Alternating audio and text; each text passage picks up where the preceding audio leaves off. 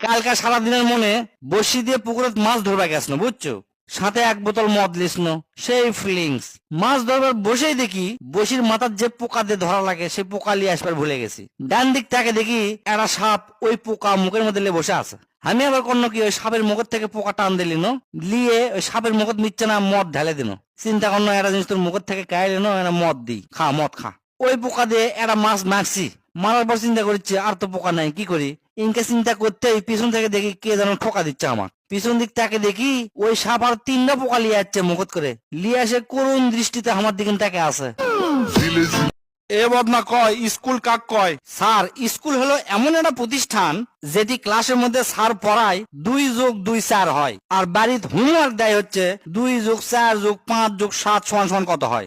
আর পরীক্ষাতে আসে করিমের হাতত 4টা আপেল আসলো, তার বাড়ির ধার দিয়ে একটা ট্রেন যাচ্ছে, ট্রেন ঘন্টায় 50 কিলোমিটার যায়, তাহলে সূর্যের ভর কত?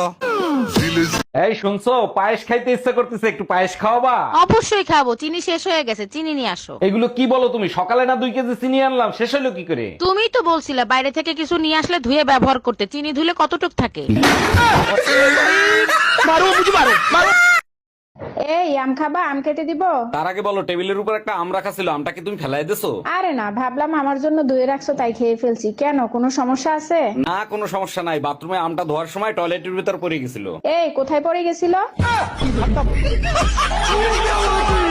3 ধরনের মেয়েকে খপ্পরে যারা পড়ছে তারা জীবনে কোনোদিন সুখ পাবি না দোস্ত।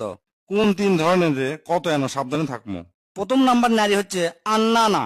আন্নানা মানে হচ্ছে খালি আফসোস করে, সব সময় খালি ইস ইস করে, কয় ইস যদি আমার জামাইটা যদি ইনকা না হয়, যদি অল্লাকান্তি হলো নি, ইস আমার শাশুড়ি যদি ইনকা না হয় ইনকা হলো নি, ইস আমার বাড়ি যদি 3 তলা না হয় 6 তলা হলো নি।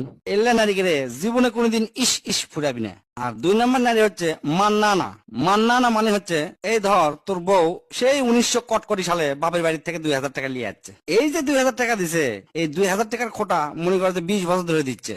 আবার কবি তোমার জন্য আমি এটা করছি, তোমার জন্য আমি ওটা করছি। ওই যে ব্রিটিশ আমলে 2000 টাকা দিছে, কবি আমার বাপ মাই সারা জীবন তোমাকে চলাছে, আমার বাপ মাও টাকা না দিলে তো তুমি জীবনেও চলবার পারলে না নি। এই ধরনের যেটা কথা কয়। আর 3 নম্বর হচ্ছে যে নারী সারাদিন বক বক বক বক বক বক করে। এই বক বকানির অত্যাচারে স্বামী বাইরে যা স্টলত যা চা খায়, তা বাড়ির সহজে আসবার চায় না, বইয়ের সাথে কথা কবার চায় না। শোন, তুই নতুন মোটরসাইকেল কিনছো, তোকে কিছু নিয়ম কানুন শিখাই। বাইক চালানোর সময় যদি সামনে হুট করে বাচ্চা চলে আসে তাহলে করবো কি, পিছন দিয়ে চলে যাব, কারণ সোলপলেরা পিছন দিক দেখে না, দৌড়ে সামনের দিকে যাবার চায়, বুঝছো। আবার চালাতে চালাতে যদি বয়স্ক লোক চলে আসে তাহলে। বাহ, খুব সুন্দর। আপনি সঠিকভাবে সিট বেল্ট পরার জন্য সরকারের পক্ষ থেকে আমি আপনি 10,000 টাকা পুরস্কার দিচ্ছি। এখন কোন এই 10,000 টাকা দিয়ে আপনি কি করবেন?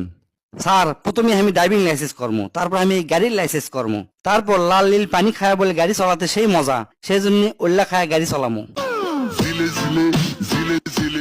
আমার পুরনো কাপড়গুলো টাইট হয়ে গেছে, গরিবদের দান করে দিব। এক কাজ করো, সাথে কিছু টাকাও দিয়ে দিও। বুঝলাম না, টাকা দিতে হবে কিসের জন্য? তোমার শরীরের যে সাইজ, ও কি গরিব মানুষের গায়ে লাগবে? তোর জাত গোষ্ঠী মোটা। আচ্ছা, এই যে মার্কেটে যে মাইয়ার সাথে দেখা হলো, এটা তোমার এক্স গার্লফ্রেন্ড সামিয়া না? হ্যাঁ, সামিয়া। আচ্ছা, ওর না গত মাসে বিয়ে হইছে। হ্যাঁ, বিয়ে হইছে। দেখছো কত বড় বেশরমের বেশরম, কত বড় বেয়াদব। হ্যাঁ, বিয়ে হয়ে গেছে, বিয়ের পরেও কেমন করে তোমার ঘুরে ঘুরে ঘুরে ঘুরে ঘুরে ঘুরে দেখতেছিল। আচ্ছা, ছি ছি ছি। তার মানে এখন আমার পুরনো সিমে ব্যালেন্স আছে।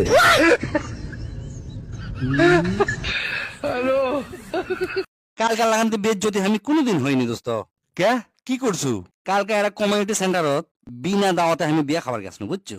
খাবার সগলি বসছে, যাই আয়োজন করছে তাই হচ্ছে দাওয়াত দিছে 100 জনা, কিন্তু ওই মাথা গুনে দেখে 200 জন আসছে।